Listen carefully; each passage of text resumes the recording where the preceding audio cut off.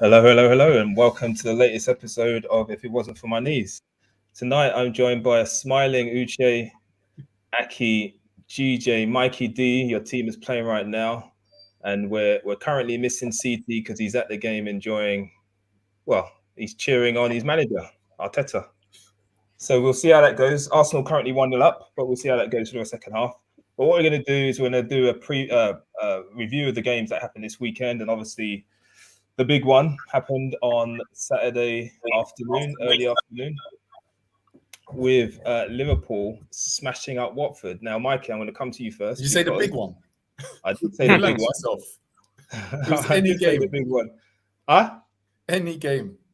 Well, it was a game that took us top of the league. Something that you know little about Chelsea these are days. top of the league, mate. Took us top of the league. Chelsea are top of the league. Yeah, they are now. They are now. We'll talk about them later on. But Mikey, go on. Pose your question, sir. I'm starting with you, sir. As you did call it, I was a bit tentative. I think I went with a draw. You called a draw. I did call a draw. I think Uche said we'll scrape it. But you said they were rubbish, and 5-0 shows that they are. They are rubbish. But Salah, Trent back in. I think they're the kind of key combo. I think if you keep Trent and Salah in your team for the rest of the season, you'll do better than I thought you were going to do, and be more dangerous. Salah doesn't tend to get injured. Trent's like on and off these days. Yeah. He's picking up little knocks that kind of keep him out for games here and there. But yeah, I think they're the key for you guys. Nobody else. Whatever the midfield three, as long as those two are playing, I think that you'll probably have enough to deal with most teams. Yeah, and at one point, I think it's during the first half, I think Liverpool had 83% possession, which is just madness. I don't know what. Sorry, one thing about that game as well that annoyed me about Watford. I knew they were rubbish anyway. Yeah, but they didn't even put effort in or put challenges in. They didn't pick up one yellow card in the game. Yep. Like, Rose, means what was he doing? They didn't even if you can't play, put your body in there. Right? Yeah. And yeah, they deserve what they got. 100%. And what they got was a 5-0 drubbing. GJ, can anyone argue against Salah being the best player in the world right now? He got the Mane. No. He got the Mane assist, which was good enough in itself. Yeah. But then that goal, can anyone argue with him being the best player in the world right now? No, he's definitely the best player in the world on form. Saka doesn't make it out for the second half. Can you hear me? Yeah. Yeah, we can hear you. Yeah, sorry. Yeah, I was just going to say, I was surprised you didn't go to your. Since it was a Liverpool game, I'm surprised you went to me and Mikey first. But yeah, all good. We're coming to the other guys. We're building up to them. I'm giving you you guys a chance. I don't want to. Yeah, fair enough. I don't want to spoil their thunder on their team, but Mohamed Salah, best footballer on current form in the world right now. Yeah, this guy, you know, the things he's doing at the moment is top level. His goal against Watford, you know, I'm not going to big that up too much because the score's 4-0. You're playing a crap team. I still love the goal against Man City. Goals like that matter. Let's not be understated here, because if Messi scores that against some bottom of the table team, Elche or whatever Spanish league team is, people are going to be eulogizing about it. So talk about Salah in the same light. Let me ask you no. We'll come to you, Check. No, I'm just saying. What I'm saying is, I'm the same with Messi. By the way, I don't care about Messi's goals against crap teams or Ronaldo's goals, right? Because for me, it's like on the biggest stage is where it matters. And when you're playing Man City, the reigning champions, and you smash up a goal like he did, where he twisted up Bernardo Silva, put him on his backside, then he turned. He twisted Ruben Dias's blood. That was just a ridiculous goal of the season for me.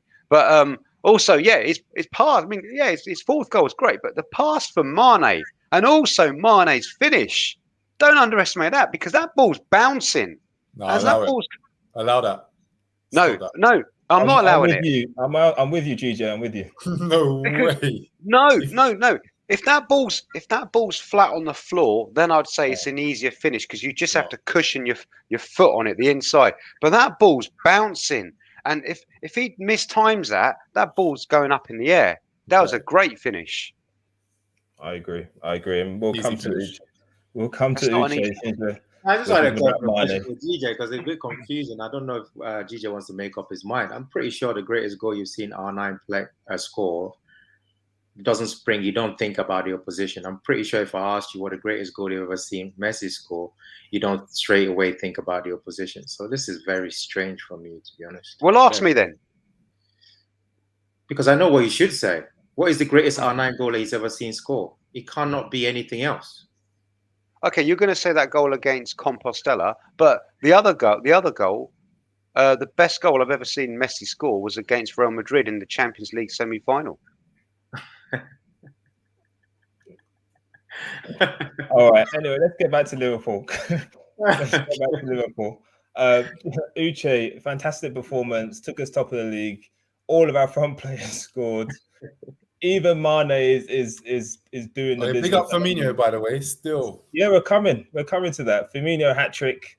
Uche, there was a comment from you in one of our group chats about Firmino. In fact, you didn't even name the player. You said one of our players is showing himself up at the moment. Yeah, he was. Who was you talking about? It was Firmino. It was shocking as usual, but I call it as I see games. I'm not a fortune teller. I don't tell the future, mate. So at that point in time, everybody else was in sync, and Firmino kept losing the ball. And then obviously, as soon as he scores the goal, everything kind of changed, and he still scored all of his goals, which were rightly great goals, but tap-ins.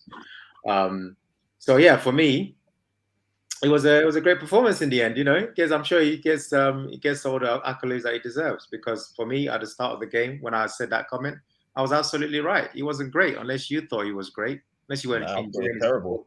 He wasn't great to be honest. So yeah. The game, like Mikey kind of summed it up. Really, I haven't really got much else to tell of the game. It stopped being a game after about 20 minutes for me because once we secured, my goodness, once we secured 3 points to Palace just scored. Is it 1-1? Yeah, we scored it. I'm just watching it now. Ben Heskey. To be honest, I can score when it was Zaha. What's happening? Partey set them up.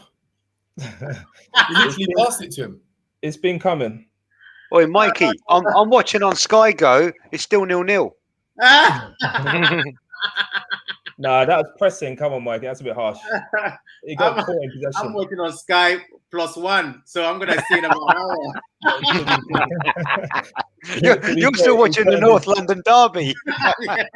He turned into trouble on that one. Yes, the best thing Ireland's done in years. Salty behaviour. I'm sorry, you're gonna have to qualify that statement. Oh man, Houdini, Mikey's coming for you. No, that was funny. Yeah, so for me, like I said, the game was a you need to qualify the statement. And then when, Houdini, do that one. Salt by. What have I been salty about? I don't get it. Earlier, when we were talking about what we were talking about, of course, they interpret it as salty. What was we talking about? Didn't I big up Salah and say Salah's goal was sick, regardless of who? Oh, what else? I just want to know the context, or whether it's just banter. This is actually funny, mate. Palace scored. All right. Anyway, Uche, back to the game. Where were we? Yeah, like I said, after a few minutes, it was kind of clear that Watford, the manager bounce is not going to happen. So it was a great performance. There's literally nothing. It's like as good as it gets. You can't. If you were to say to yourself, how would you like a Liverpool performance to be? That would be it. Everybody was pretty good. And then obviously Firmino joined them and scored a hat-trick. Magnificent goal by Salah. He was having fun. They all seem to have... In fact, if any concern, just towards half-time, you're thinking maybe they're having too much fun. You should just get the goals first. And then, make sure that the contest is, there's no contest, which is what they did quite early. So, yeah, it was absolutely fantastic. I thought the goal by Mane was exceptional. I agree with you, GJ, in terms of first time he was almost outside or just on the outside of the area, how he took it. That's a outside. Yeah, and it's kind of confident finish. What you expect, basically, mine is kind of going back to what I was hoping he was going to go back to, which is his level, and that kind of goal summed up, kind of stuff you're thinking, okay, this is it now. Maybe he hasn't lost it. Maybe he's still there. So to add Firmino with that performance, and we know what Salah is going to always be, 24/7. It's looking good, man. It's just, just got to get ready for, the Champions League game on the midweek. And yeah, I've got nothing but props to this team. Just exceptional when you suffered as a fan and you're seeing this. Just got to enjoy it because you know that this is not the norm. This is not what you expect. It's a very special moment. And Aki, did you manage to watch the game? Of course, I don't. I need to check. That's all. I need to check. Yeah, no. I echo what Uche said. Really, great goals all round. The only thing I would say is that I don't think like our midfielders had a great game. Like I don't think like Henderson, Milner played quite well to be fair. But I don't think Hendo or Naby had a blinder. So at the moment, we're doing well because our front three are banging in goals, basically. All three of them are banging it in.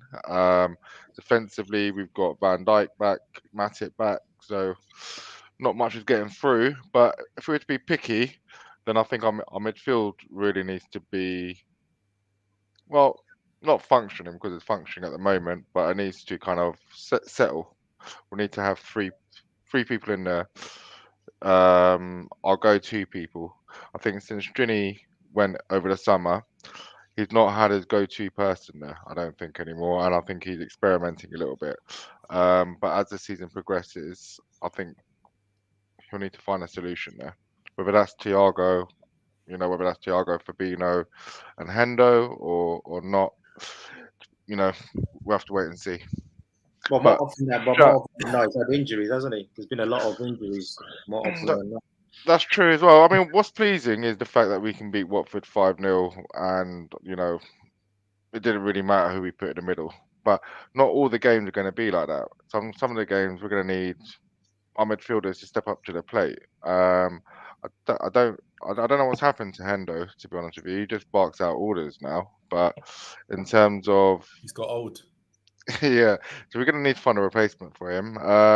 Hopefully it's, Curtis or Harvey when he comes back, way in the future now. But shout out to our goalkeeper as well, to be fair. He didn't have to do much. But then there was that shot by Kelleher, I think it is. I think it is.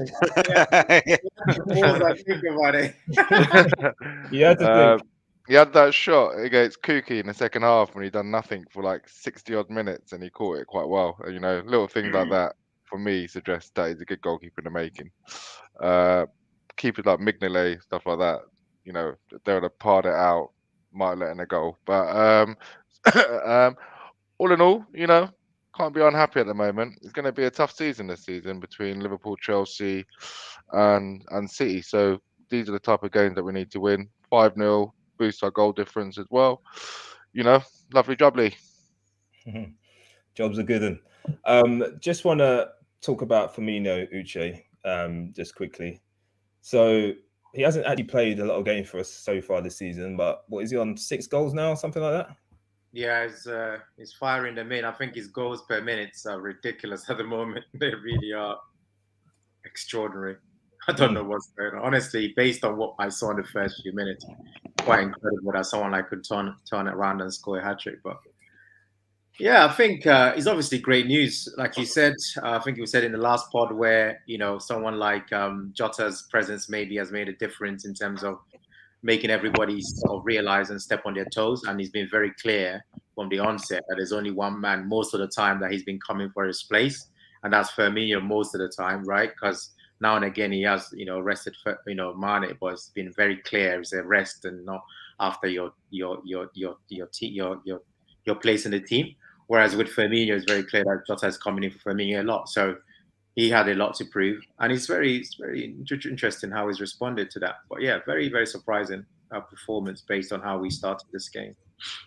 I think, I think the thing that was interesting about the goals was that a lot of people said it's like that dirt kite hat trick against Man United, where like all of them were from like 3 yards out. But for Firmino to be getting goals that are strikers' goals, it's not something that we see that often. So I think that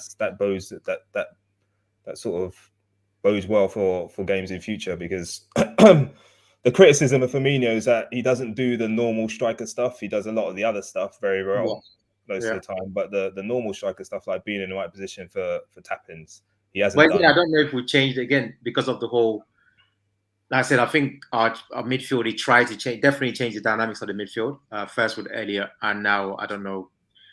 It's hard to know what we change into after Elliott because so many people have been missing. But it seems to me that with the triangles and the way we're playing is less of the false nine, and the expectation, especially with Jota starting, has been you need to get in amongst towards the end of the goal rather than being the guy that knits it all together. So if you're comparing from season to season, it seems almost like he's rising to the challenge of saying, I'm going to be less of a false nine, but actually part of the three. That's certainly because you don't see the kind of movement he's made, even for that very simple tap-in. As soon as that ball we went to Milner, if you watch his movement for that goal, you could see that straight away he was actually waiting for that return, which makes it easy. Because if you don't, normally he will withdraw and then there'll be nothing for Milner to pass on to. So he actually made that move, expecting it. So there's a lot of that's happening now where you can say, wow, this guy's making, even for the shot from Nico, again, if you watch again the replay, as soon as Nico gets the ball, he makes a striker move, like an intentional move to get to the end of it. Like he wants that hat trick and he knows that was his last chance to actually get it. So there is some changes, like we said, there's something that they're working on that's definitely different to previous years. And just to say what Aki was saying, I think our midfield is changing. But unfortunately, every time we try and change something, someone gets injured. So I don't know. We're just managing. As far as I can see against Watford, we're just managing because there's no way, if everybody was fit, that midfield would have been picked in any shape or form if everybody was fit and available. So that's one thing Aki got to take into account, is that literally he had 4 choices against Watford. It was either Oxlade played or those 3 played. That was it. There was no other choice. So because Curtis was out and Fabinho was on the quarantine and flew straight to Madrid. So all of a sudden we went from nearly 8 midfield options to basically 4. So I think when we figure out and we'll have everyone fit, which I don't know when that's going to ever happen, we're going to see it's again a different Liverpool. Indeed, we will. So Liverpool looking good. Obviously, they've got a big test coming up next weekend against Manchester United. But before that, they've got the Champions League to contend with, and we'll discuss their game against Atletico Madrid shortly. So let's go back I just want to say one more thing about this game, right? Claudio Ranieri, absolute fraud, and I know I'm gonna wake up the Colonel. I don't care. That guy is the luckiest manager ever. How he won that Premier League title, one season. Flop. That's how, GJ. Well, do you know what? We didn't actually flop because we were never top. Arsenal were actually top at Christmas and New Year.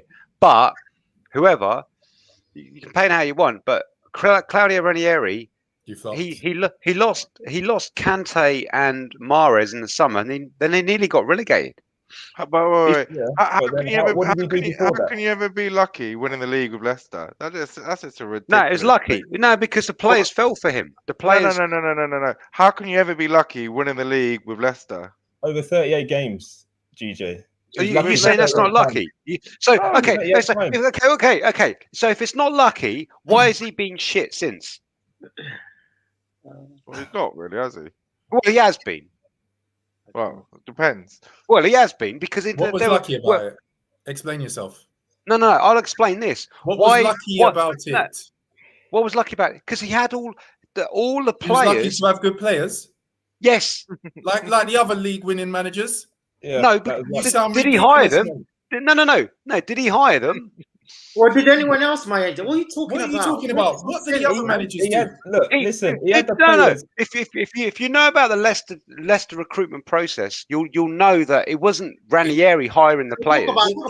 Even if that's not the case, even if he didn't hire them. Okay, all right. So Claudio Ranieri is suddenly this managerial genius, yeah? No. Who said he wasn't lucky? Would you have Ranieri at your clubs right now? No, we're answering your question. Stop. No. Would you have Ranieri at your clubs right now? Right? Would you have? Wait. He's such a bad man manager. He's won the league title. Nobody would said you that. have him? Correct yourself. We said that he wasn't lucky. Now he's lucky. It's you have to prove how he's lucky. Yeah, exactly. Yes, I'm proving it. What? You're not. Because he's been shit since. Okay. So he was shit since, but he won the league over 38 games with a team. Why was he lucky winning the league?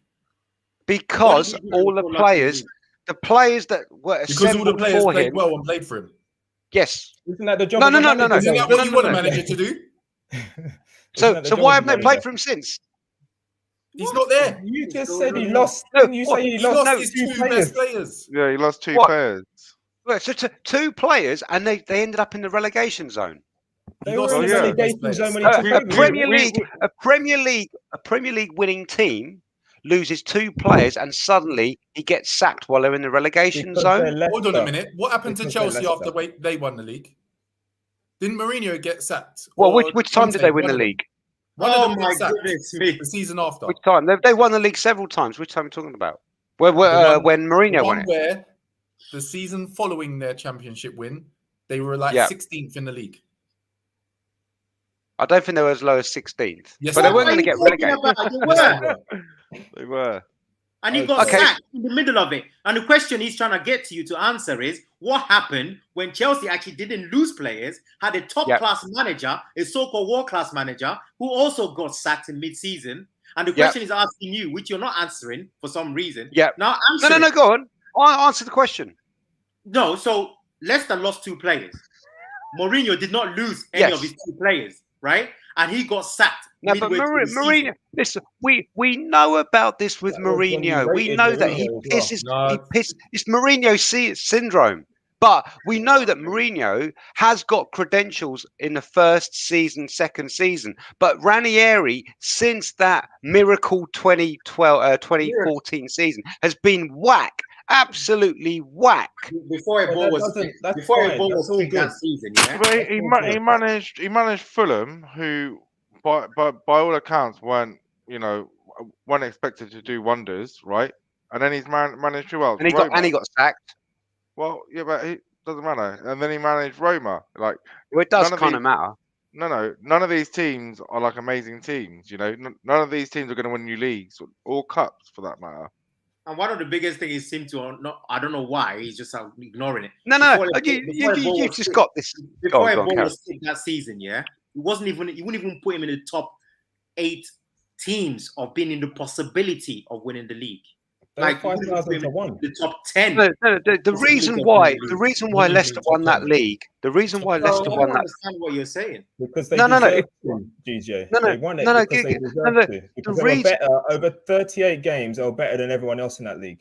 You can't dispute it. I'm not disputing that. Good. I'm not disputing that. But I'm not disputing it. You're disputing it by saying they're lucky. No. Well, yeah. No. What now listen to me. Listen to me very carefully. What Rel said there, I agree with 100%. The difference is I just don't now listen to me. I just don't give Claudio Ranieri the credit for it. I give the players the credit. He was lucky. That's different from not giving him credit. Who the credit? You said he was lucky. That's different from not giving him credit. I don't give Claudio Ranieri the credit for it. I give the players the credit for it. So they managed themselves to 38 games, winning 38 games. No, because believe it or not, sometimes in football, it's not about the manager. Sometimes the players are so good. What's happened? Sometimes the players are so good. Those players are so good that they were. I am drinking from the fountain of truth. This is the fountain of truth. Okay, wait. What happened the season after to those same players? Huh? What happened the season after with those same great players that didn't need a manager to help them win the league? I thought we just said that. No. Just lost two players. Look, I'm going on what you said, mate. You said that they were such great players they didn't need a manager to coach them. What happened to those players the season after? Is the question, and the season after that. And have they ever coached themselves back to winning the league ever since? No, they haven't, have they? Do you not listen to anything? Have you not listened to anything we're saying? We just said that the following season they lost Kante and they lost Mahrez. GJ, number one, you cannot give the players the credit one season and then diss Ranieri the next. Okay? Yes, I can. It doesn't make sense. Okay? Why not? Then it's your bias. It's fine. You've exposed yourself. Fine. Thank you. We'll move on. Move on. Yeah, I'll tell you what. When Arteta leaves, when your boy Arteta leaves, I would pay $1,000 to see Ranieri in charge of Arsenal. You'd have to pay more than that. Let's see him win a title there. You'd have to pay more than that. Let's. Yeah. What? He's a barred man manager. He's a barred man manager, isn't he? Nobody said that.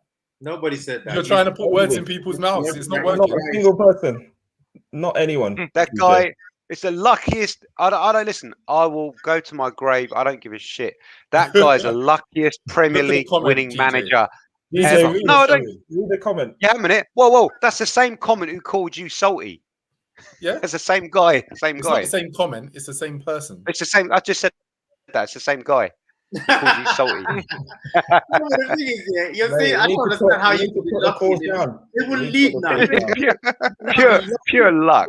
As well now. That's another thing. So winning the league is now also based on luck now as well. No, I never said that. I never said that. Like it's a cup run. No, I never said that. 38 games.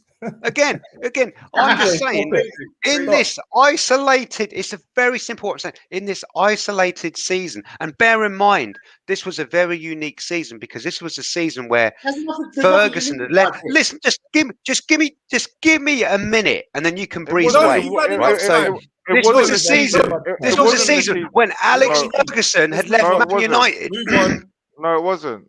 It wasn't. Alex Ferguson left Man United and Pep Guardiola hadn't established himself at Man City. There was a void and there was a chance for Spurs or Arsenal or any other manager to win a title. Move on. Move on. No, nothing. All right. Let's talk about this season's. By the way, Leicester won the league in 2016, so GJ was trying even more doo-doo than usual. They won in 2016. Well, when did Ferguson retire? It wasn't in 2016. It was in 2013. Well, I'm telling you, man. Cause Light, they're putting something in there. Sort them out. Talk to manufacturers. Stop drinking too much of it. Something is happening, GJ. City won the league in 2016. No, Leicester. Yeah, a minute. You're saying Leicester won the league in 2016? Yes, they did. Google it. Let's move on. You sure about that? I don't think they did. They did. I've just Googled it. I've just Googled it. Brentford against Chelsea. GJ, your team. Yes, your team. You got something to talk about now. Exactly. You're going to start, GJ. Brentford against Chelsea. You're going to say you didn't see it. Let him Google it. Let him Google it. I think his Android phone is going to give me a different answer. Still Google. Actually, no. I'll let you Google. Carry on. No. Android has a different Google. You give it. Wait. Has he given a different answer? I haven't checked yet. You did check. You did check. You joker. I haven't checked. Apologize. Put that can down. Put that can down. Put that can down, son. Brentford played Chelsea on Saturday evening and went top of the league with, to me, not the greatest performance. I think they dominated the first half, got their goal, and then Brentford came into it. The atmosphere kind of got the Brentford players going. And if it wasn't for the Chelsea goalkeeper, then it might have been a different result. I actually got annoyed watching it because it felt like they kept kicking the ball straight at the keeper. But anyway. Great saves, by the way. Anyway, so yeah. GJ, did you watch this game? And what are your thoughts on your team that you support alongside Spurs? Yeah. Okay, yeah. I thought it was a great game. I thought Brentford were brilliant in the last 20 minutes. And Ranieri's a whack manager. No, I'm joking. So basically, I just think like Chelsea, that was a title. That was a title winning. Wins like that really feed confidence for title winning sides. And how Chelsea won that match, I do not know, because you guys are the Satos here. You know, you guys watch football and you go on these websites where we're looking at stats, XGs, this, that, and the other. I just watched the game. What I saw, the Alamo, the last 20 minutes. Goodness. Don't worry about him having a heart attack. Going wide, wasn't it? Yeah. Next Don't worry about Mikey getting all sugar against Palace at home at the Emirates. Don't worry about that. No, Lacazette nearly scored, actually. Yeah, but I mean, that was a warrior performance from Chelsea there. I mean, how they got over the line and they showed brass balls. But I got to say, credit to Mendy. I mean, that was a amazing man of the match performance from him, because they didn't deserve to win that. By the way, Aki, you're right. They did win it in 2016. Right? We know he's right because he's checking Google, mate. Hey, a minute. My point still stands. My point still stands. DJ, stop talking. 2-1 Palace. Your point was that Ferguson had just left. Yes. No. Your point was Ferguson. Your point was Ferguson had just left, and that created a vacuum. So how did that point still stand when it wasn't a season when Ferguson left? Why are we still talking about that? Palace are beating Arsenal, and you're talking about 2016. Yeah, but it's not really a shock, bro. No. Okay, it's not a shock. Let me just address the point. What I said was, I said Ferguson had left Man United, and Pep Guardiola again, Mikey, was in his first season at Man City. So there was a void. There was a void. I never said it was his first season. I never said that was the first season. Okay. Anyway, let's stop talking about. That. So Palace are 2-1 up. Palace are 2-1 up. Look at DK fans are. You know, I've been trying to watch and see how Ramsdale didn't save it. He should have saved that. I've just seen it now on my bloody sloppy I've Sky watched it Go. like 4 times, thinking, how did he not get a touch on it? He has to save that. Man. I hope you did what was asked, man, by admin. He said, "Screenshot Mikey's face for the gram, man. We need this stuff." Hey, don't worry, it'll be up there. It'll be up there. There's image rights. Don't worry, you'll be hearing from people. You'll be hearing from his agent. I'll be hearing from his people, yeah. Oh, do you know what? We need a face cam on CT. Oh yeah, CT. He's at the game, isn't he? That bench. He's gonna rush Arteta on the bench. Mikey, what's going? Let's have a quick word about Arsenal. What's going on here? That second goal looks like the second goal looks just like the first one. Do you know what it is? Like Palace are just bullying us. That's what it is. They're just rushing the players. The players are panicking, and then sick goal. You've got a chance. He's just catching up, Becky. Yeah. My Lord. Keeper's got to save that. Little player. Al Jazeera. Yeah. I'm on Sky Go, mate. They got it on repeat. So, Arsenal got a free kick on the edge of the box, so you got a chance here. Pepe's going to score. Don't worry about that. Pepe and Lacazette lining up for it. Partey is there as well. I think Partey takes free kicks as well, doesn't he? He's not taking a free kick. He's not taking it now. I don't know what he's doing. I think Palace are ahead of Arsenal in the league if they win this, don't they? They're ahead anyway, I think. Is it? Okay. Well, 75 minutes gone. Chance for Arsenal to equalise. Nah, they go above you if they win. GJ's had enough. I thought he was already ahead. He's covered his favourite team, so he's done. Run off. He's finished. Anyway, anyone else want to talk about Chelsea? I don't think it was basically, Lukaku had another game where he didn't score. Straight at the wall for the free kick for Arsenal. It's gone wide and then just a nothing ball into the box. Oh, and a header from Gabriel wide. Uche.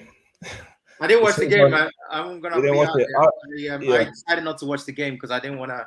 I kind of gave it to Chelsea, so I watched the highlights and I saw the great, ridiculous, quite inexplicable kind of saves I was seeing man making were just mad. So in Brentford, sounds like they played really well. Probably deserve at least a point. But like you said earlier, obviously with these guys, they're just not putting the ball where it should go. But there were a couple of those saves which didn't make sense. That overhead, how he can read an overhead and tip it, and the one that hit his face. Obviously, you just put your face there if you're gonna hit me on the target. But yeah, it was an exceptional performance. He's already leading the number of saves and expected saves way out by front. So he's definitely put some points on the table for Chelsea just by existing. He's a ridiculous keeper. It's actually going me a little bit for the first time a bit worried, because to me, they should have drawn that game if not lost it, man. And they've just jacked that nicely. So we'll see. But as for Lukaku, man, like I said, that's probably one of the reasons I don't watch the game, because I've seen enough and it's quite dry. I think Tuchel is a problem. I just can't stand the guy, to be honest. He did a good job in stopping City from winning the Champions League, but every time I watch it, I just thinking, what is this man doing to? How could you mismanage this man like this? It's shocking, to be honest. But it is what it is. Let them carry on. He should still be able to play, though. But he's not doing anything. He's literally just, every time I've watched it, I mean, again, correct me, you probably watched the Brentford, I didn't. But even from the highlights, it's like I can't find the dude.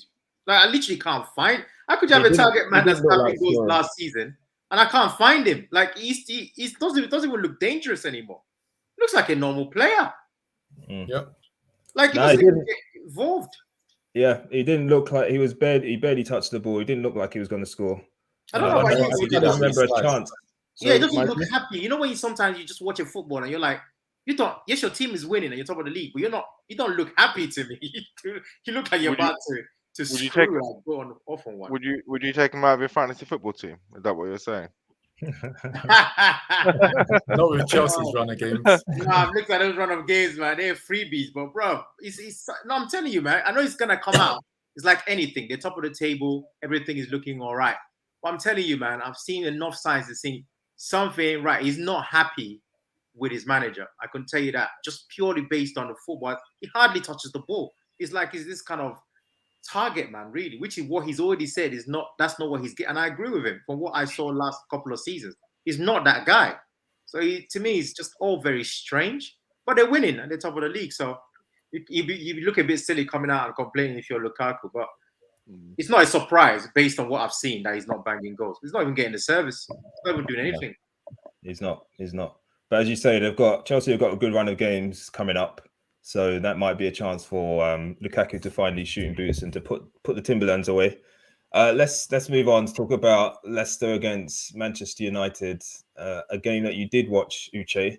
So you can give us a lowdown. I only saw some of the highlights on Match of the Day. I've seen G-Nev tearing into just about everyone and everything except for Ollie on Sky Sports this evening. It did go in a little bit. A tiny bit, but then he said he's my friend. He was my teammate, and I'm never gonna shut up, G-Nev, man. No, honestly, man. I've got to be honest, man. It's one game where I genuinely thought, wow, this guy is not just the average manager. He's actually reaching amateur level, because these people are not even listening or doing anything there. They're just existing. And he showed some of the clips, and he was absolutely right. That's what I saw in the game. It's like having two separate teams. You got these 5 players at the top, and then you have the other players, and there's no mixture.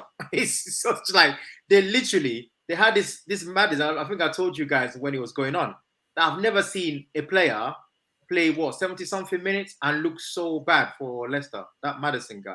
If they had anybody but Maddison, they would have been banging him up, because he was rightly in that space in between, but he couldn't find anybody. He couldn't pass the ball. He couldn't find people. It was just easy to just bypass their midfield all the time. Ridiculous goal by Greenwood to give them the lead. And then another ridiculous goal by Tielemans. But again, in the first half, nothing was happening. When I say nothing was happening for both sides, like literally nothing was happening. And then the second half started, and it's almost like Leicester picked it up for, wow, you guys are not actually that great, because they're not. There's nothing. They don't find each other. Sancho looks so lost. It's dispiriting watching a player like this. Again, who I saw a bit of last season. I said just from a football point of view, it's just strange. Like what, it's like another bad football decision. You go to this club and it's like you got this manager, you don't know what he's telling you to do. He's not doing anything. He has no threat. Sancho is a bad player. He could take players on and all that. All that's gone out the window. And it's just a strange. Honestly, for me, Manchester United are doing. There's some games that they won. That Villarreal's won, and I think there was one where they played Wolves. I think Mikey, me and you were in that place where we linked up after. We couldn't believe they even won that game after the amount of chances Wolves had in that game. And this was just peppering over the cracks because a lot of teams are having chances against them because they have no midfield. They literally have none. And Fred, as much as people diss him, Fred is far better than what they have there. So they miss Fred. They miss Fred incredibly. That's how bad. That's what I'm saying, Mikey. That's how bad that Matic and people like that is. They give him the ball. He can't do anything with it, Matic. He's so slow. And they just onto him before he could turn because he has no options. Before he even puts his head up, they were in there. So for me, I find it so strange watching that team. But like you say, I wish he could continue, Rel. But he just can't continue. This is seriously an amateur manager in charge. I mean, come on. Like, if you pull the tapes on this game and you watch it properly, this is a straight up start walking and don't even look back, Ole. But we'll enjoy it while it carries on for a few more weeks. I think it's a bit harsh, to be honest with you. He just had 29 games unbeaten away from home. No, he did though. Actually, everything you're saying, I'm actually backing. Like, because I know you want what we all want the same thing, which is to keep this man in charge. Yeah, but I think even if we're going to be fair, like fair to Ole, honestly, I think he's done enough to stay at that club. Really, if you think about it, they finished second last season. He's gone on unbeaten runs, finals. There's I stuff commend there. you doing it with a straight face, Aki. I really do. Actually, we're all like, we wish we could let this ride not last longer. It's not gonna last, mate. The thing is that if they compare back to when they had Mourinho, it's like chalk and cheese, really. So if they get rid of Ole, who are they going to replace him with? There's only a finite number of world class. There's a few managers that are available. Conte he might win them stuff, but he's definitely not going to improve the quality of football. Yes, he is. Well, it's all about winning stuff. He'll give them a structure that actually works. Nah. Exactly. At ManU, it's more than just winning stuff. At ManU, it's also the way they play. They want to be up to. So, Aki, are you saying Man United are playing well? Well enough. I agree 100%. I agree 100%. Yeah. Do you know what? Well enough. I'm with you. Just keep Ole there at least until the 30th of October when we play them. Right, you can sack him after. Just keep that guy there. That's all. I definitely don't reckon they'll sack him. If they sack him, it'll be at the end of the season. They definitely won't. No, they'll sack him next week. They'll sack him on Sunday. Why would they Liverpool are going to pull Man United's pants down and go. It's too early. It's too early. He's gone. Too early. I think if we give them a certain type of slap, he's gone. I'm telling you, it's over. Yeah. So if you really want this guy to extend his stay, you're almost begging for that not to happen. That's the only way this dude stays in charge. If we deal with them properly, he's gone. They won't be able to take it. This is what always happens. They can't take those. They cannot slap when you come to Old Trafford and be dancing around their pitch. They ain't gonna be able to accept it. They won't be able to do it. We beat them at Old Trafford last season, right? Wasn't it 3-1 last season? It was, but it was a meaningless game for us, for them. Sorry. But we did manage to sack their last match. It wasn't a meaningless game. If they'd won all their games, they stood a chance of winning the league. But they decided to forego it. That's the. By the way, didn't I say about Ronaldo? Listen, obviously a great player, but he doesn't track back. And I'm not. That's no slight on him. Because obviously he's 35, 36, whatever. Nothing to do with Ronaldo. It's a fake. Yeah, we're not going to talk about it. But it's their press. You can't have Ronaldo. You can't have Ronaldo and Fernandes and Pogba. Come on, these guys. There's only so many passengers. There's only so many passengers you can have. So basically, you're saying you can't have the three of them in combination. Of course. But the thing is, they've spent all this money on Ronaldo. He's on how much? What's his wages? Free, no, but did you hear what I just said? I just talked about his wages. You said they spent all this money on Ronaldo. That was how you opened it. In wages, I just said wages, man. They haven't spent much. I know you're salty. They haven't spent much in wages. He's only just there, son. Oh my God! Mikey. Listen, I know. How much Listen, did you spend on I Bale? know, I know, Mikey. much I did know you you're spend on salty, Bale? yeah, because you're losing, right? But How calm much down. did you All spend I'm on saying is, Bale? Bale. Oh, Yes. hey, did I go in? No, he's an idiot. Why is he trying to take the goal off its hinges? Mike is going through something, guys. Please allow him. Wait, so it's a shot from Tierney, and it was off the crossbar and out. It wasn't nowhere near the line. So yeah.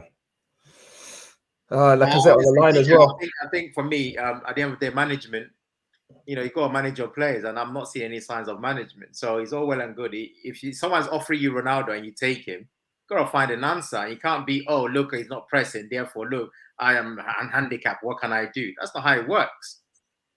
I think that's one of the things. It was either Gary Neville or it was Carragher said that if you're a top manager, you find solutions. Even if you've got all these players, you're gonna have to find solutions and make them play together. And he hasn't. He doesn't. You could literally, if you're really a top manager, I'm not trying to be funny here. If you're really a big boy manager and you say there's absolutely no way that someone like Cristiano Ronaldo at this age, you come into my sport, you kick up such a fuss, that you think you're a madman, that he won't come in. You can't then come in now and be making noise about him. Are you crazy? What kind of force? It's not like you've got a player that can score as great goals than him in the squad. It's ridiculous. Got to manage better. 100% right. So United managed to lose against Leicester. I heard something about 16 shots for Leicester in the second half, which is just nuts. I don't know what was going on in that game, but anyway, let's talk about another game that was a bit strange, and that was the Newcastle against Spurs game, GJ. So stadium was bouncing, new owners were in place. Amanda Staveley smiling. They took the lead. They took the lead early doors, and then your lot turned out and ruined the party. Yeah, man. I was obviously it was a great result for us, but by the time I got in the pub, we were 3-1 up, and then I watched the second half, and then all I saw was a stupid Eric Dyer own goal for my sins. But no, it's a good win. Great, some great goals by us. Obviously, Tunge and Dembele, brilliant equaliser, and fantastic third goal. A great move with Lucas Moura, Kane, and was excellent. And Son. Yes, Son finishing off. Lucas Moura is my favourite player at Spurs. I absolutely love the guy. He doesn't get the love of Kane and Son, but Lucas Moura, he just runs his heart out. He's fearless. He'll just run at defences all day long. But yeah, I mean, it was a good win. I expected us to win. Newcastle, they're going to win the league in 6, 7, maybe 5 years. Who knows? They're going to be a force to contend with. But sorry, I've got an eye on the Arsenal game, but I'm about 3 minutes behind. One thing I will say is, sorry, mate. They need to stop themselves from getting relegated first. Yeah. They will. Listen, they're gonna once they. Yeah, they're gonna splash in January.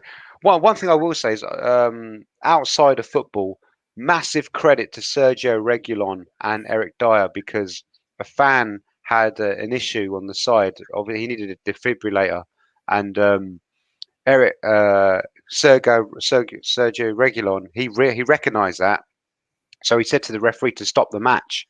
And then Eric Dyer said to the Newcastle physio to run over there and see to the Newcastle fan. And then they basically saved his life, because I think he was having a heart attack.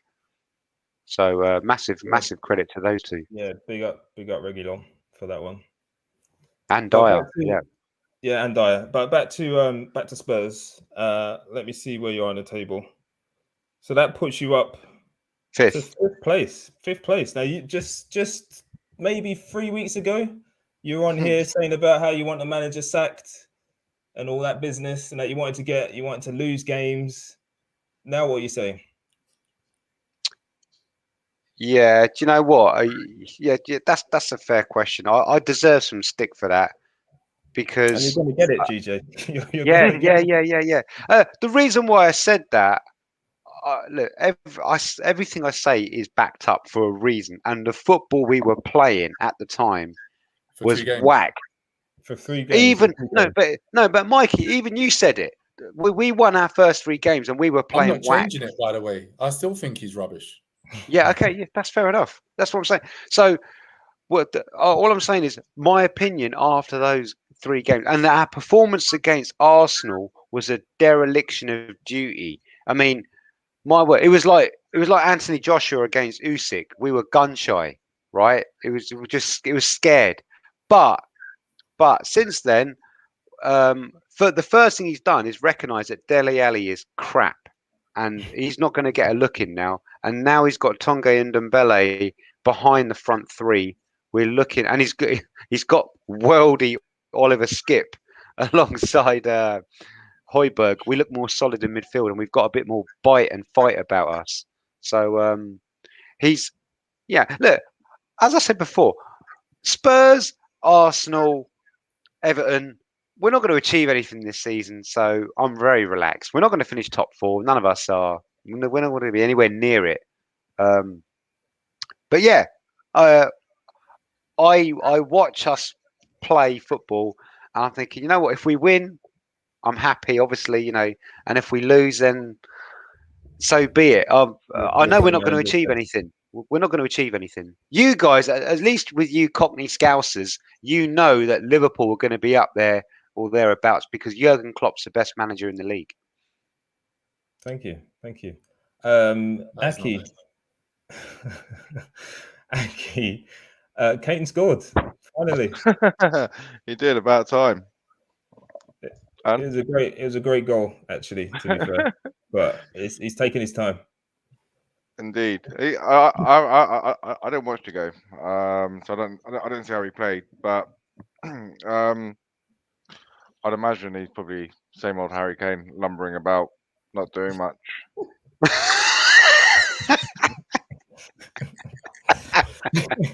Am I wrong? You didn't watch the game. You started by saying you didn't watch the game, so that will just say you didn't watch the game. Just say you didn't. No, I'd imagine though that's what he did. So am I wrong? Am I wrong in saying that? It was a good goal. He lobbed the keeper, and Other than the goal though, was he just lumbering around or? No, it was. What is lumbering around? It was a half decent performance.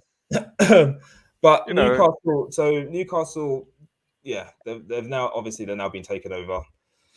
They've only got 2 points. By the way, guys, is it full time now? Is it full time? It probably is in real life, but on Sky Go, Arsenal still got a chance to equalise. Last kick of the game.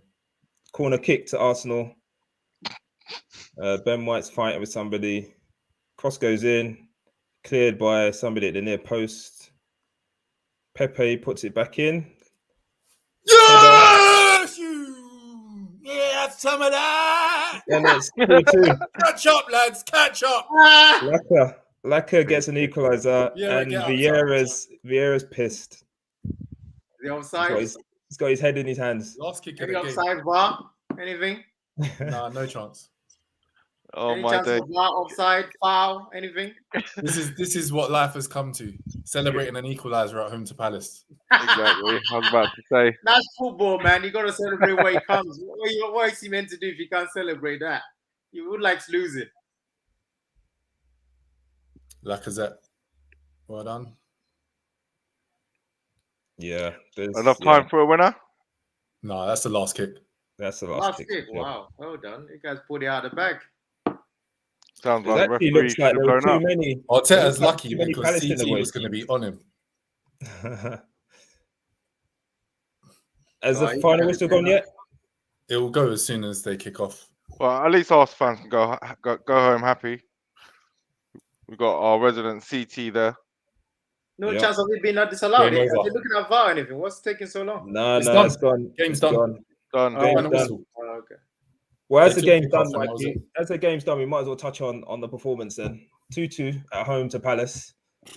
A good first 10 minutes, and then usual stuff for Arsenal, just kind of closing in, not really on the front foot. And then they showed a stat about 5 minutes ago. Arsenal had scored 1 goal in the second half this season before today, which is atrocious because kind of historically in recent years, we've scored most of our goals in the second half and kind of come into games. So, yeah. And to be fair, before that equaliser, Arteta was in trouble, I'm telling you. Because as I said, the results against Chelsea and Man City, they're fine. Park them aside.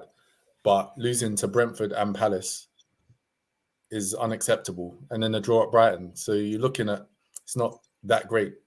And then you guys rubbish the result against Tottenham. So if you pile all that together, it's kind of like, you're doing shit, son. Who have you got next? Villa, I think. Oh yes, that's right. Yeah, that's what it said. Is it home or away? Home. Probably away. Oh, is it away? So that's Friday night. I think they said home. Before the match. Is it home? Yeah, they showed it. Yeah. Okay. Yeah, it's at home. They showed it on the Arsenal home. Yeah. There's no easy games for Arsenal, really. Every week's going to be a tough game for them. Norwich is easy. That's it. Oh, Norwich, Newcastle, Watford. Burnley. Watford. If we get them soon. You play Burnley, Watford. Come on, don't say there's no easy game. Before Ranieri gets sacked. Before they get rid of Ranieri, yeah? Actually, you can't tell me there's no easy game. There are definitely easy games in this league, but I'm not having that one. Come on.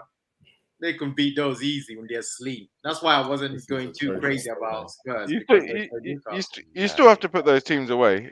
If you go in there with the wrong mentality, then, anything can happen. You get done, yeah, definitely get done. We got beat 3-0 by Watford. That was with all of our big players. Yeah, then we won the league, but there you go. Okay, let's move on to talk about the preview of the Champions League games.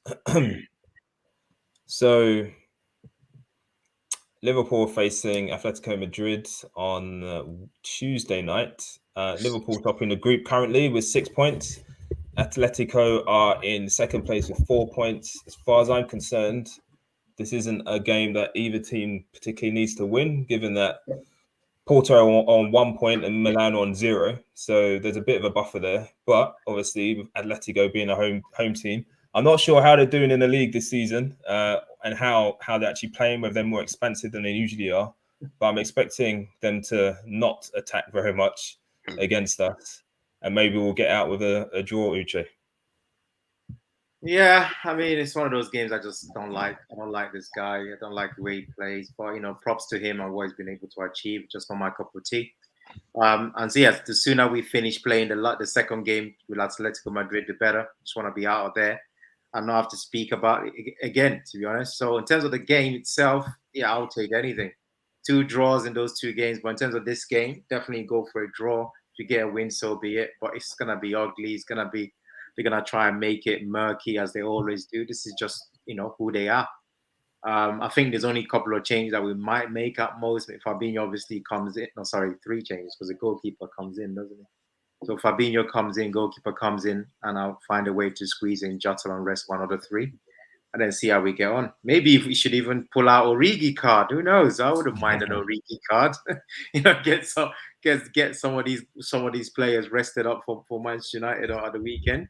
But in terms of the game, I'm just expecting an ugly stuff. I'm expecting one of those either 0-0 or 1-1. Just pure ugly. Try and get something from a set piece because it's just hard to play this team. They're very well drilled. They don't do much throughout the game. They carry on like before, just copy and paste. Diego Simeone's seasons are copy and paste, same old, different day. So I was actually watching the BT Sport Unfiltered on how we got knocked out. Obviously, it was just quite a strange thing. Like again, how did they even score goals sometimes?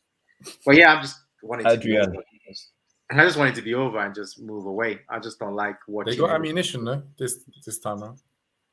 What, Atletico Madrid? Yeah. Like who? Have they not? Suarez. Have they got Suarez and Griezmann and that? Yeah. I've watched a couple of games. I mean, I haven't seen any of their games. Griezmann, who they're paying their wages for, as well they played a couple of they try and play Griezmann behind Suarez, but again, I don't think the change. They've got Felix as well. Yeah, they got Felix. Felix hardly, and they got Carrasco, whatever his name is. He's a bad player, though. Yeah, he's a good player. Well, he's all right. You're not gonna see on the Atletico. Yeah, I'd go 0-0 this game all day. Yeah. I think I'll take it. A boring game. I think also not because of Liverpool. Any game Atletico Madrid are in is boring. It is. It really is. Uche, what was your prediction? Score prediction? I'll come to you in a second. I'm gonna put my neck out on this one and say we squeeze it and bore them to a 2-1. I'd agree with that. A 2-1 with how many games? Was it 7, 8? How many games have we scored consecutively? 3 or more goals away from home? Is this 7 or 8 now? 7 or 8 games in a row. Okay. So yeah, I think we'll score. It's whether or not we can keep a clean sheet is another story. I think there's going to be changes at the back. I expect Gomez to come in because I can't see VVD and Matic playing. Given that VVD played the internationals as well, can't see him playing all the games through until Man United at the weekend. So I expect some changes at the back, changes in midfield, and as you say, maybe an Origi change up front. But yeah, I think that's 2-1. A lot of changes, man. It is a lot of changes. It is a lot of changes, but I think 2-1 is a good shout. Aki, what are you saying?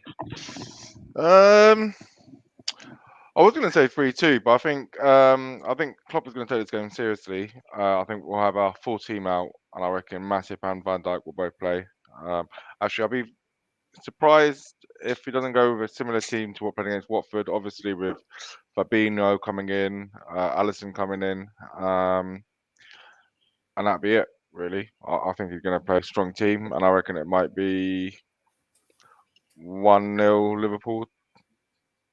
1-0 Liverpool. And in fairness to what you've just said, we're playing Tuesday and the game Sunday is on Sunday. So there's a big enough gap for us to play players and then for them to get their rests in between. So you might be right in terms of him going strong.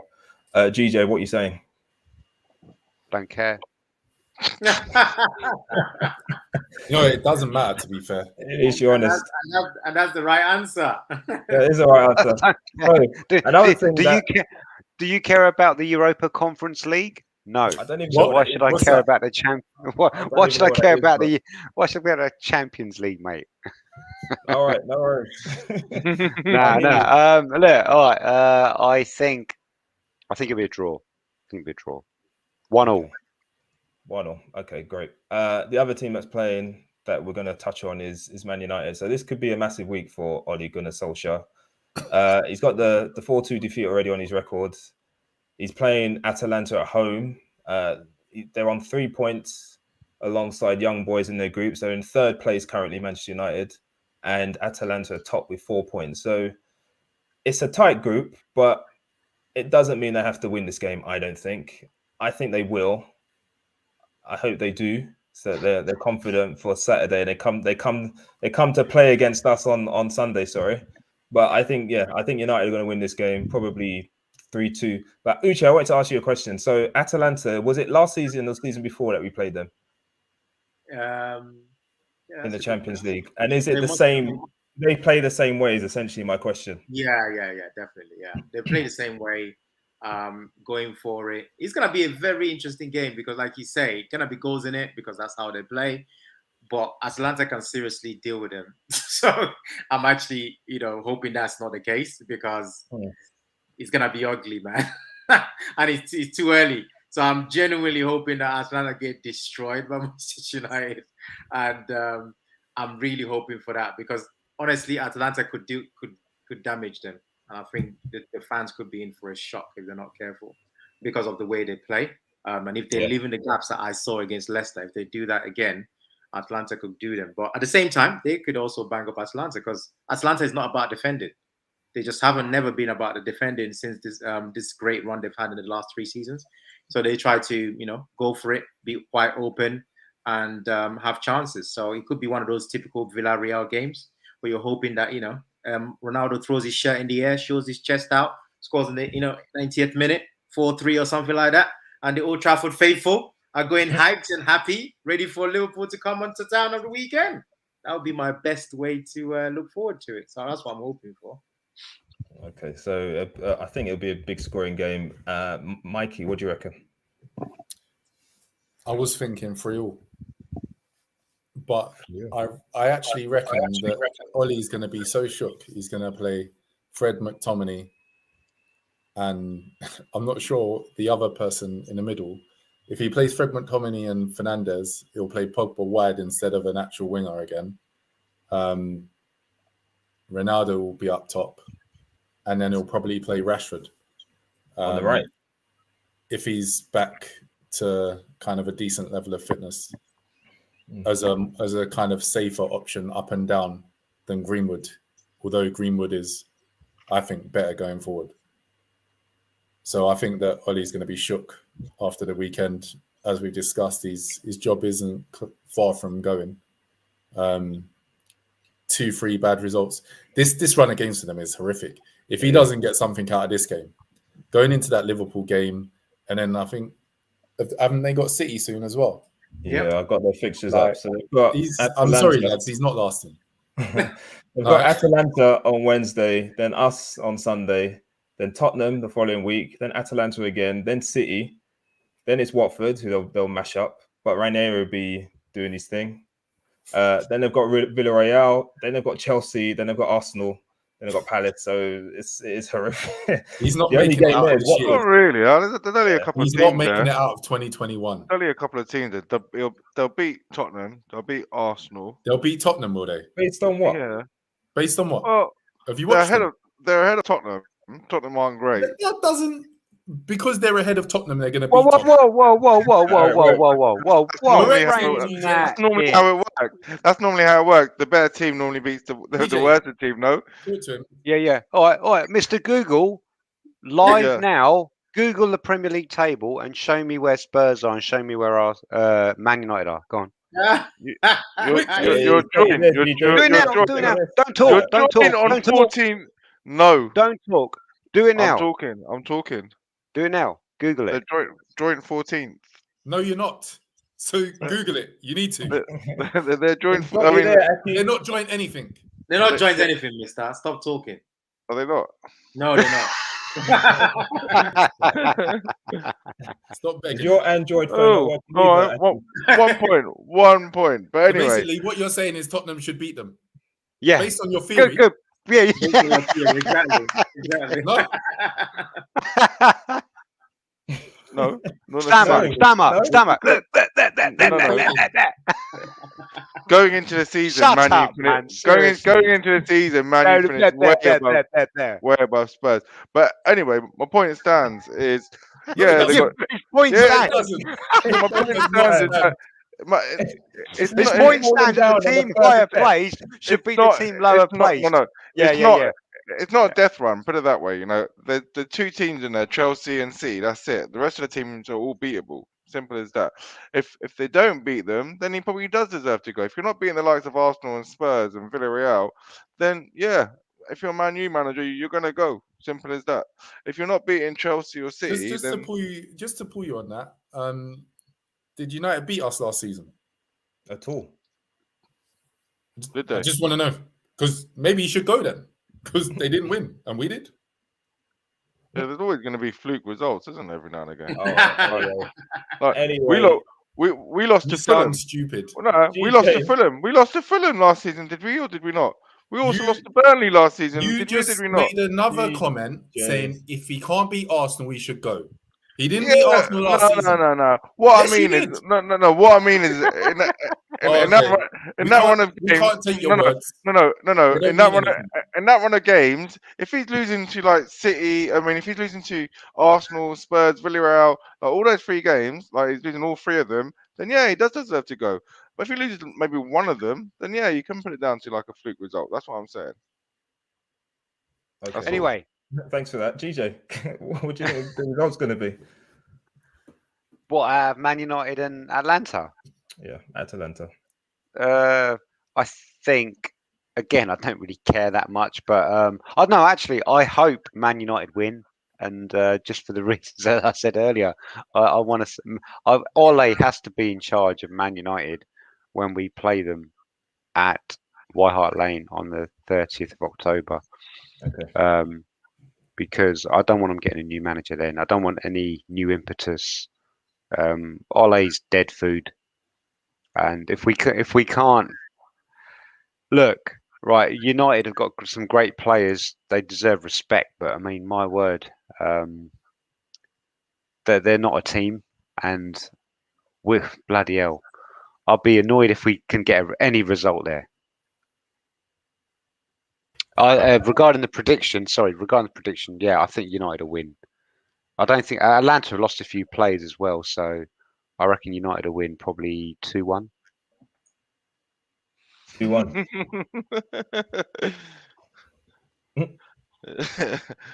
Yeah, over one. Oh, everyone says they will slap you up, GJ. So yeah. We'll come to that. Okay. We'll see. All right then. So it's been a bit of a chaotic show thanks to Arsenal. Arsenal somehow managing nearly losing against Palace and then bringing it back right at the end. But we're gonna wrap it up there. Oh well, actually, let's not wrap it up there. Let's have a quick predictions about the games that are coming this weekend, shall we? So let's start with Arsenal against Villa on Friday night. Mikey. I don't know why you're asking me. I don't know what Arsenal are going to do. I did think that the Palace game would be tight, but I'll be honest, when I saw Zaha wasn't there, I was really happy, and I was like, how many are we going to get? Villa caused us damage last season. They were causing damage in the last game against Wolves until the last 10 minutes. 2-1 Arsenal. 2-1 Arsenal. Anyone think that Villa are going to win? Yeah, 2-1 Villa. 2-1 Villa. I can't back Villa based on what I saw at the weekend, so I think it could be a draw 1-1. I'm going to go with 2-2 again. Yeah, I reckon. I was going to say 2-2, but we need a win. Yeah, I'm with. 1-1, 2-2. Let's go 2-2. Okay, Desmond. Tottenham away. By the way, if Arsenal lost tonight, if Lacazette didn't get that equaliser tonight, I think Arsenal would have been 14th, and I think Palace would have jumped above them. It's amazing, like Arsenal in the lofty heights of 12th place because of that Lacazette equaliser. Amazing. And the win against Tottenham. Who are still way above you? Who are still way above you? Don't talk about us. Thank you. What? Talk louder. We can't hear you. You got slapped up. You could hear us. I can't hear you. Arsenal have only scored 7 goals so far in the league. Most of them were against Tottenham. Yeah, that's true. Easy feeding. Yeah. What game? West Ham versus Spuds. I go 2-1 West Ham, 2 Antonio goals. Yeah, West Ham are going to win that game. I will be absolutely shocked if West Ham do not beat Spurs. Like proper surprised. Oof. Like there's just no. Honestly, West Ham are going to beat Spurs properly as well. I'm going 3-1. I've been a bit disappointed with West Ham, to be honest with you. I'll put this one as 2-2. 2-2. Whoa. Just say that again. 2-2. You heard what I said. Did you say you've been disappointed with West Ham? Yeah, they've been a bit hit and miss. They've been a bit hit and miss this season. Like they win one game, lose another, win another. There's been no consistency. And some of the games, like I would have expected them to do better, and they haven't done that well. And they seem to rely a hell of a lot on Antonio Piece of Magic, really. Should be a good game though. West Ham are 7th in the league. They've won 4, lost. They've won 4, lost 2. They've drawn 2 as well. Obviously, Aki thinks that they should be challenging Liverpool and Chelsea and City at the top of the table. That's what he thinks. That's the only thing that you can say because they're 3 points off of City. Yeah, but they've had a much easier run-in. Look at who they played. They played none of the top guys. I've been offered a ticket for this match and I turned it down. I'm not surprised. Why? You scared? Uche. You're shook. Uche, do you remember Chris Simpson? He used to work with us. Yeah. He's not a season ticket holder, but he can get tickets. And he offered me a ticket. Right. He offered me a ticket for 65 quid. Right. I'm thinking 65 quid to watch us probably lose. In fact, I think we will lose. Right. Yep. Being honest, I think we'll lose probably 2-1. I think we'll go 2-0 down. And then they'll park the bus, we'll get a goal, and then everyone say, oh, yeah, Spurs showing fight, whatever, but we've already pulled our pants down to give them a 2-0 lead. Anyway, and then 65 quid for that, and then the train ticket, and then the beer, and the food. I'm thinking, I'd rather play golf and then watch the game in a pub. And then at least it's a cheaper day for me. To be honest, to be completely honest with you, I completely get it. You're a season ticket holder. You go to the game. You've already paid your money for the home games. To add that on top, completely get it. It's not easy, man. Exactly that. It's a financial decision, and even if, to be honest, even if we were going to win, I'd rather just watch in a pub. But I think West Ham are. I'm envious of them because they haven't got great players. Antonio's in great form, but they are a proper football team. That is a unit, and that's everything that Man United aren't. Yep, absolutely. And who would have thought that under David Moyes, huh? It's incredible because obviously, as you guys know, I watch these guys a lot. So it's incredible what he's been able to do. The back four, they know exactly what they need to do, how to play, and to get them playing at the level that they're at. They know exactly. Bro, it's crazy. It's like we're living in an alternate universe. Yeah, definitely. Because David Moyes at Man United, they were disgusting, and suddenly now, I'm struggling to find a more cohesive unit in the Premier League. Why is incredible? Because honestly, like you said, you watched them when he took over. You're just thinking, why is this guy back again to do the nonsense he did last time? It made no sense to me. So somehow, some way, fair play. Like what he's been able to achieve is incredible. Yeah. And he needs to get all the props. He deserves it because I did not see this coming at all. Like they know how to play the game. They're a very confident bunch now.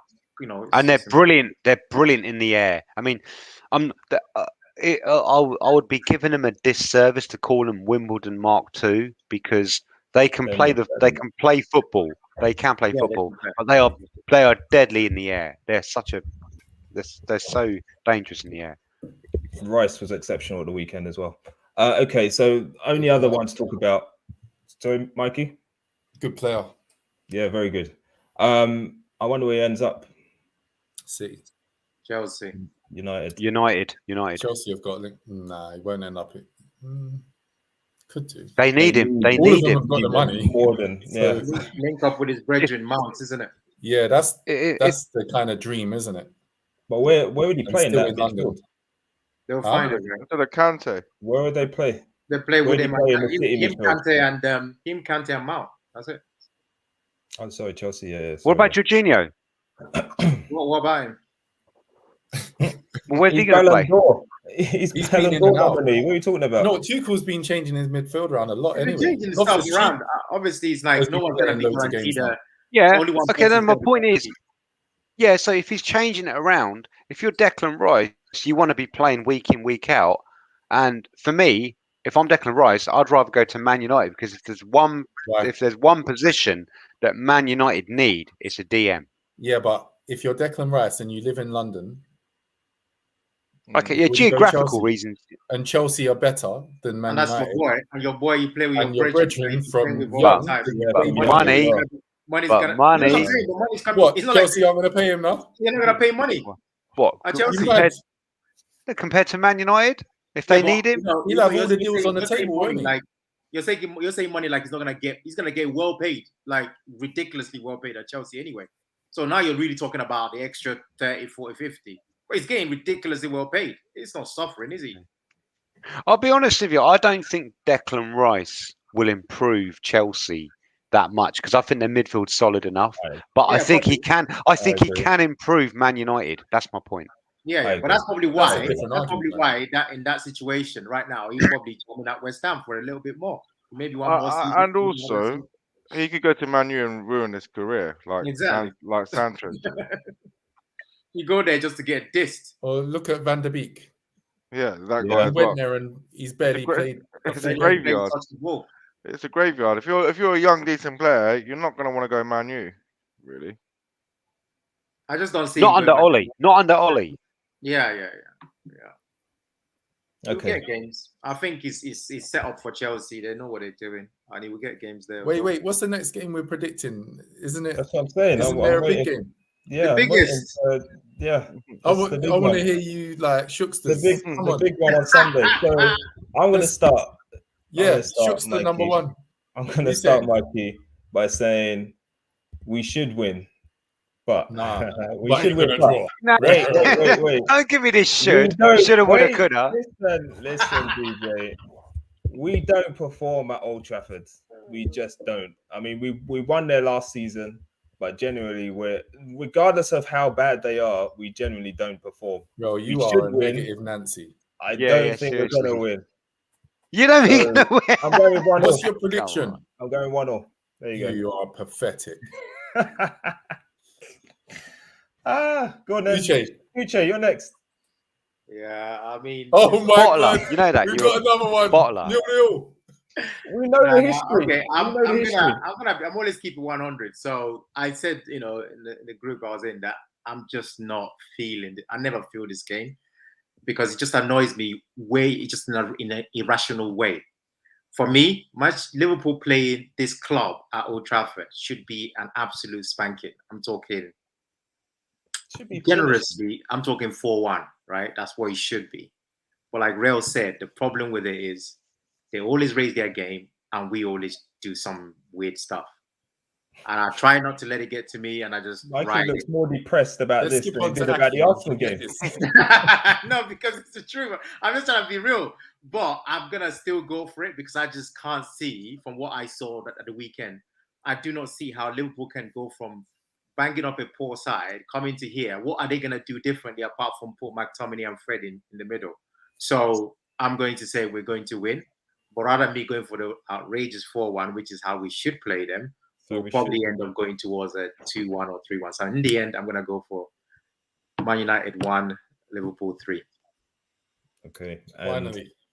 Aki, what is your prediction? Not a long-winded 1-3 to Liverpool. Okay. It was dissing you there, Uche. But anyway. DJ seems to have frozen. So we'll go to you, Mikey. 3-1 Liverpool. Comfortable 3-1 win. And GJ? No? I've frozen. That's your best contribution of the night, son. Your screen, we can hear you, but you're frozen. Oh, you're back now. What's your prediction? Yeah. Damn, he's back. Quickly, GJ. Oh, right. Sorry. Your meter's going. I think... you know what? I actually understand your trepidation with this because you're right. Man United, this is their cup final. And... Ollie's especially, he loves it when he plays us. Absolutely. Yeah, and what you just said there with McTominay and like trying to lock the game out, I now see what you mean. I do still think you'll win. I think you'll win tight. I think you'll win 2-1. 2-1. Okay, so 3 wins and a draw. All right. Well, let's hope you are all right and I'm wrong. Okay, we're gonna end the show there. It's been a long one today, but it's been fun. As always, we end up with highlights of the week. We're gonna end up with highlights of the week, and as you're interrupting me, GJ, you can go first. I had 3 contenders because I thought people might be stealing this. I might go last, but I'm gonna go for Cameron Norrie winning the India Wells. Yeah, he knows it. I got it. Yeah, come on, you have to give up for him. Big win for him. I think that's a massive win on the men's ATP tour. So Cameron Norrie, British number 1, gets in. I think world number 16 now. He's in the top 20 for sure. So yeah, missed that happened, and I completely missed that happened. Yeah. So good job. What is Indian Wells? Is that 500 or 1,000 ATP? Sorry? Is the Indian Wells 500 or 1,000 ATP? 1,000. Okay. Aki, what's your highlight of the week? Got to be Bobby Firmino with his hat trick. Okay. I know what Uche's going to say then, but Mikey, what's your highlight of the week? I've got quite a niche one this week, so I'm not stealing anything this week. Go on, Mikey. What's yours? Salah's goal. Salah's goal. Okay. Recognize that quality play, man. It's what it is. Wow. Okay. Which is a better one for you? Salah, the Watford goal or the Man City? I think they're very close. The footwork for the Watford goal was crazy. Like defending was poor though. You do it in. I don't care. I'm not asking you. If you look at, there were pictures in the press, still images, saying how can a player score this goal, and you see the three Watford players in close proximity, all around Salah, and he managed to trick his way through. So yeah, I like that kind of play. Okay, allow it, GJ. About dodgy defend. You could say that about any goal. Go on. Bro, I've already given Mo Salah goal of the year against Ruben Diaz against City. I said that's goal of the year done. Okay, come on. I actually agree that was a better goal for me, but that's probably because I was there. But anyway, Uche, I knew I stood no chance, and I knew you would do this as you always do. Come to me last, so I knew I stood. I come to you last. See, do you know what? Wait, Uche. I was literally just thinking. What it is. Like, thankfully, I actually went to work. Thinking, do I come to Uche towards the end most of the time? No, he doesn't actually. I was last time. No, I'm saying it's fine that I had backups because I knew this might happen. So for me, I actually got a unique one. So it's a bit of a long story. I try and shorten it. But I was watching the NFL at the weekend, and there's this quarterback called Aaron Rodgers, right? So he has a 22. He made it 22-5 record against Chicago, one of their biggest rivals, right? So when he scored a touchdown, they zoomed in on him, and he says, "All my effing life, I own you. I still own you. I still own you." And I just thought that's just a classic master troller. So they asked him after the game, and he's like, "Oh, do you know what happened? I kind of blacked out. I don't even know what I was saying." All I remember was some lady in the stand threw a double bird at me, and then after that, I just kind of blacked out. I just thought, as a master troller, I knew that GJ would appreciate that kind of trolling. That does sound sick. But by the way, it's looking interesting in the NFL, isn't it? The Arizona Cardinals, they're 6-0, aren't they? They're It's looking good. But there was me thinking my highlight of the week was niche, but it is NFL as well. It was NFL. It's not that. Yeah, go on. It's not that one, but it's the Bengals against the Packers game. I don't know if anyone saw that, but it went to overtime.